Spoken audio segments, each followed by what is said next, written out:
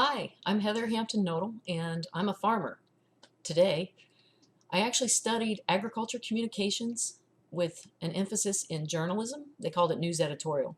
When I attended University of Illinois at Urbana-Champaign, I also studied in University of Nottingham in England for 1 year, well, as part of my undergraduate degree, and I studied in Russia for a couple months because I have the equivalent of a minor in Russian language and area studies. So, Добрый день, меня зовут Sveta, haha. All right, but like I said, today I'm a farmer. And so what do I do as a farmer? I actually do the business side of things. So I have to pay bills, and I pay lots of them every month. I make sure that those bills are accurate by calling the vendors if I have to, double checking other records against that. I try to track some things like equipment repairs over time so that we can inform when we need to trade or change our equipment, which tractors had more repairs than others, that kind of thing. I also handle regulatory compliance. So we have to submit lots of forms to the federal government and the state government for things like our semis. We haul our own grain. So in order to do that, we have to have different permits and licenses and pay fees and so on. So I take care of that. I make sure people are fed. But probably the most interesting and enjoyable part of my job is I also get to interact with policymakers. So people in Washington, D.C., people in Springfield, to talk with them about issues that impact not only our farm, but our industry of agriculture and food, and also our region. When I look at rural Illinois, rural Montgomery County, rural America, there are so many issues that we need to have a voice in so we can make sure that we can compete now and in the future.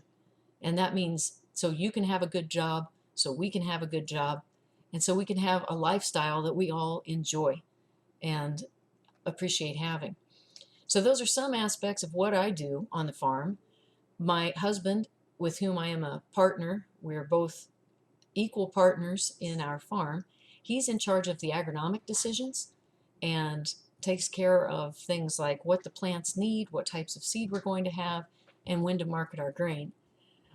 He's also in charge of the employees on a day-to-day basis and oversees all the equipment and the grain handling and grain storage and everything it takes to grow corn, soybeans, wheat, and we have some black Angus cattle as well. So a lot of decisions are being made every day. Now, another part of my background, even though I farm today, I've also had my own business, and I helped small to mid-size agriculture companies with their marketing and communications, but that quickly grew into association management. So some small associations came to me and said, would you manage our membership lists? Would you help us prepare newsletters? So I did the layout, the design, the writing for all of that, helped find advertisers if they needed advertisers. Would you help us plan our conferences? So I planned the events, the menu, the location, again, the marketing to advertise it, that kind of thing, the registration, the speakers, the lineup, the program, which is really what I enjoy the most. And then, would you lobby for us? Would you represent us in Washington, D.C. and in Springfield? And that is probably top of the list for me, where I really enjoy having these conversations with people who may not come from a farm background, but definitely have an interest in what policies would make the most sense to help not only with agriculture, but with rural America.